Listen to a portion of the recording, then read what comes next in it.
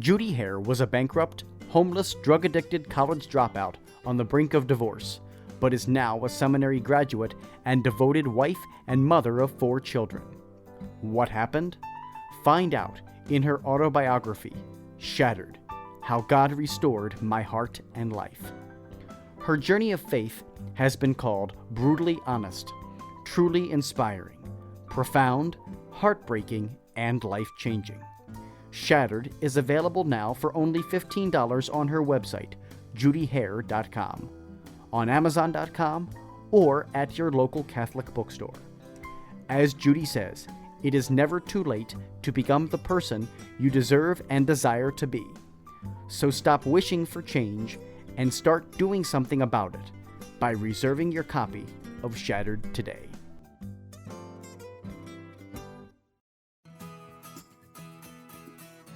Welcome to Journey with Judy, a weekly podcast filled with faith-infused inspiration, information, and an opportunity for implementation.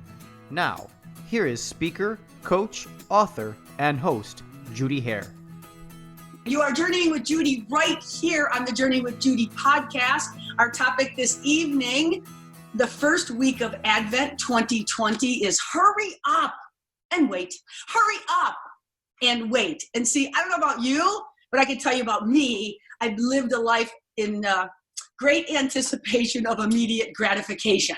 So I just wanted what I wanted when I wanted it. And if I got what I wanted when I wanted it, things usually went pretty smoothly for me. And I believe that we kind of are a generation who wants instant gratification. Like, we don't want to wait for a hamburger. We don't want to wait for a coffee. We don't want to wait for just about anything.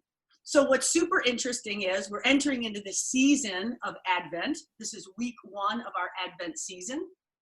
And what's so cool is we get to stop whining and complaining, rather start believing and receiving all that this amazing season has to offer for us. So I pulled a file from last year, right about this time, first week of Advent, and it was so interesting what I was hurrying up and waiting for. I noted that I was like, hurry up, let's go to Walgreens, where I waited for my daughter. Hurry up, where I waited for traffic. Hurry up, where I waited for a parking spot. Hurry up, where I waited for the kiosk. Hurry up, where I waited even longer for my 4 billion images to download for our amazing family picture. Hurry up and wait for the assistants because the people were not staffed properly at the store I was shopping at. And then I went to Walmart and did all the same waiting. So here's what's so cool about the waiting. Not only am I waiting, but apparently you have been waiting too, because we will have wasted 7.5 years waiting. Not just me, but and you too. Because after 7.5 years, we will have waited in 3 places. We will have waited 5 years in line. We will have waited 2 years on hold, and we will have waited 6 months in traffic. Like, that is so crazy to me. So as I was looking back, always to look forward, I was thinking about what I was waiting for recently, this year. And so last week I was hurry up, order the pizza, hurry up, order the pizza, and then everybody was waiting. Well, what I didn't realize is when I ordered a pizza from Fontana, California, and not a pizza from Fontana, Wisconsin. And so it takes a really long time to get a pizza from Fontana, California. I don't care how good your darn Uber driver is. So I was waiting for that. And I've also been known to send my man to hurry up, order a pizza. And it was the Pino's in just a town away. So I'm geographically closing in, at least in proximities to some places and spaces, so people don't have to hurry up and wait all the time. All right, so here's the deal. What are you doing while you're waiting? What do we do when we wait? The way I wait today is different than the way I used to wait. So I'm pretty impatient still, however, a lot less impatient than I've been in the past. So right now we're entering into this amazing season of Advent where it is about waiting. The whole premise of the season is waiting. It's a time in our church year called Advent where by definition we are We're looking at Advent, the arrival of a notable person, thing, or event. See, Advent is about coming. Advent is about 4 weeks of waiting, about preparing, about anticipating for the birth of Christ, right, which we now know has happened, and the second coming of Christ, which many are thinking is pretty much sooner than we think, right? And we don't know that because Jesus didn't even know that. When they were asking Jesus, he was like, listen, my Father didn't tell me, and if he told me, I probably wouldn't even tell you anyway. So what are we doing while we're waiting? See, I'm a believer, if you stay ready, you don't have to get ready. So if you stay ready, you don't have to get ready. So Advent is this thing that causes us the opportunity to wait patiently, to wait believing it's gonna be great. So Advent gets to be an adventure. Advent gets to be an adventure, a journey of preparation. So some of us overachievers always want to be preparing. So this is absolutely a time that encourages us to reflect and to prepare. What we know about preparing is if we're not preparing, then we're typically repairing, right? If we're not preparing what is to come, we're repairing what's been done, right? It's almost like we sit in these two different camps. So the work is in the wait. The work is in the wait. So while we're waiting, we're working. See, because waiting is not passive, my friends. It is an active waiting for the one to come who is not like anyone else. He's the one to come who does what he says, who is who he says, and follows through all the time, every time. So when I was preparing this talk for a previous group a year ago, we were in the process of getting ready for college, preparing for a wedding, preparing for a retirement, preparing for a birth, preparing for just about everything that you can imagine during this time of absolute preparation and waiting. So we were waiting and we were preparing. And as we know, the Advent season has 4 weeks, and those weeks have themes, right? So we're entering into the first week of Advent, and don't we just need some hope? So this first week of Advent is about hope. See, hope is about knowing that we are not alone in our longing and desire to be satisfied. Hope is this thing where we anticipate and we yearn for what we absolutely know is yet to come. See, hoping is when we're waiting and we're wishing and we're wanting, believing absolutely that it's going to happen. It's not if, it's when, right? This first week of Advent, what it does is it allows us to empty ourselves in order to be filled in the coming weeks of what really matters. I don't know about any of you. I know for the longest time, Christmas was a holiday. It was a holiday to be celebrated, and it had no liturgical meaning to me for a really long time. It had no spiritual significance like it does today. So I know that evolves for many of us over the years, and Advent has become one of my most favorite times. Unlike Lent, where there's a lot of sacrificing, and I love that. This is a different kind of letting go. It's a different kind of anticipation. So week 1 is hope, and week 2 is love. Now, since we're do this podcast the first Wednesday and the last Wednesday of the month, I thought it was wise to just whip us through all 4 weeks with hope, love, joy, and peace. So we'll talk about love, joy, and peace more towards the end of our call tonight. Here's the deal. When hope and love and joy and peace are visible, we change our world. We change our families, we change our marriages, we change our parenting, we change our communities, we change our churches. And inevitably, when love and hope and joy and peace are made visible, it seems like all the other stuff becomes invisible, right? Faith and hope and love and peace, hope and love and joy and peace make what was seemed impossible absolutely possible. So when everybody says, like, what do you want for Christmas? See, what I know now is I have everything that I could ever want. Everything that I could ever want, I already have. And truth be told, my friends, I love that new song. I think Matthew West sings it. Truth be told, the truth is never told, except on this Zoom call where we're always truth telling and lie dispelling. Because my old list was for Santa. See, my new list is for the Savior. So are we petitioning Santa or are we petitioning the Savior? Because I know way back when I wanted more presents and I had less peace. I know way back when I wanted more of what I couldn't get and couldn't get enough of what I didn't need. See, I wanted more jewels and I had less joy.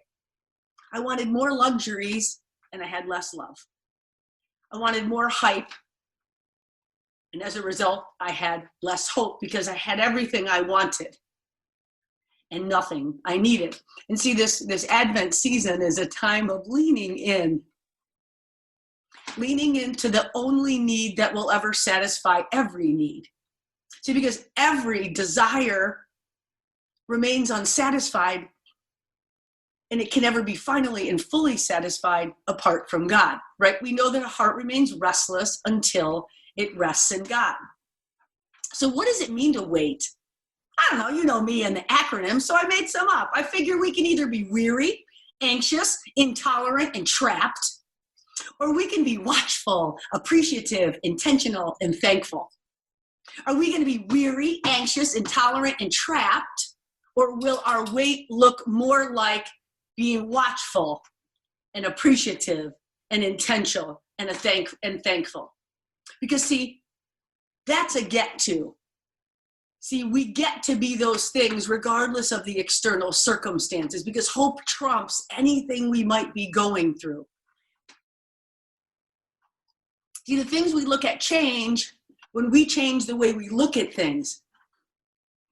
And when we look at Advent as an opportunity to do the work while we're in the wait, it takes on a whole different meaning. See, I didn't need jewels and presents and luxuries and hype. I needed mercy and forgiveness and reconciliation. And there couldn't be a gift that could ever trump the love, the joy, the peace, and the hope that this season brings, despite what we have navigated. Okay?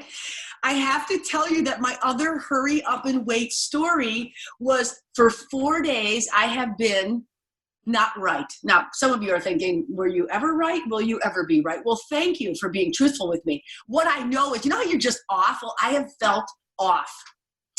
So I do have 2 speeds, off and wide open. And I was like somewhere in the middle. And so I'm usually this person who talks a lot and acts a little. So I keep talking about the fact that I was having this chest pain. And here's what's so crazy, my friends, is my mom passed away at 54 of a heart attack unexpectedly. So chest pain, 54, I'm like connecting dots. Just don't ever Google your symptoms because you're just going to die. Like that's just the fact of the matter. You're dying or you're fine. That's what it says on Google. So everything led to the fact that I absolutely should do something about this. So finally, my daughter said, I will be so mad at you if you die. So can you please just go to the ER? And so she said, I'll take you. Okay. So I looked at my man, Bob, and I said, will you be taking me to the emergency room? Because of course I waited all day. I waited all day to talk about the fact that I didn't want to cancel any of my coaching calls and I made these commitments. And so rather I would just go at 8 p.m. at night. So my man said, well, why do you need me? Well, because you're my husband would be a really good answer. So my daughter said, what kind of man doesn't take his wife to the emergency room? My man did not want to take me. But my friends, he did end up taking me. And I hurried up to get to the emergency room. And guess what? I waited. And I waited. And I waited. And I waited. And here I am. So anyway, the deal is, as we enter into the Advent season, we get to pray like it depends on God. And stop acting like it depends on us. We get to pray like it depends on Him and stop acting like it has any dependence upon us. See, when we think it's on us, we show up in a place of pride. When we know God is coming and we anticipate and we wait and we know it's going to be great, we sit in this beautiful place of humility, knowing who we are and who we're not, and knowing who God is. And it's such a beautiful place of peace and love and joy and hope during the wait.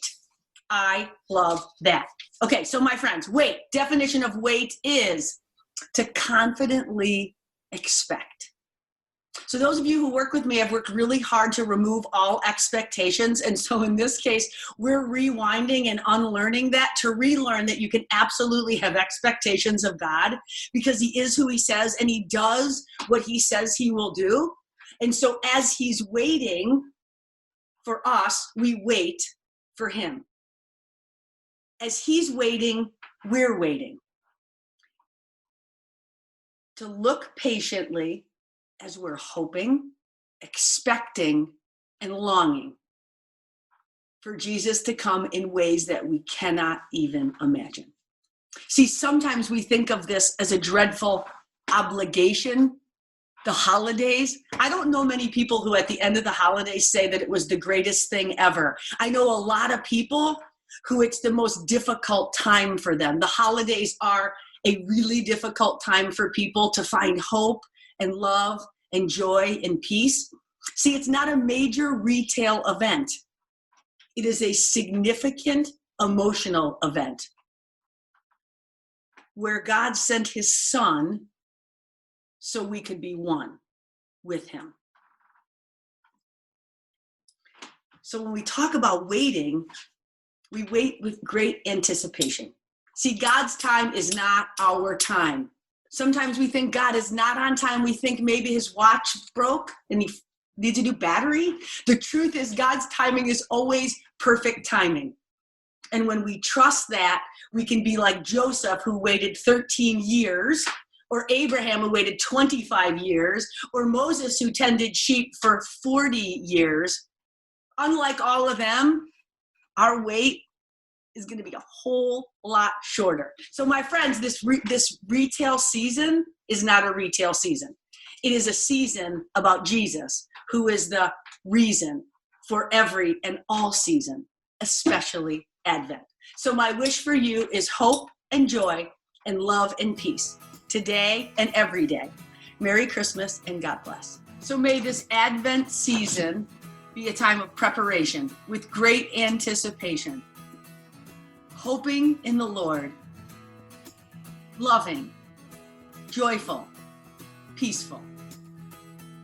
Thanks for listening to this episode of Journey with Judy. To learn more about Judy's coaching ministry, receive a complimentary session, and other services she offers, visit judyhair.com. If you enjoyed today's episode, please share it with a friend. And remember, it's never too late to be who God called you to be.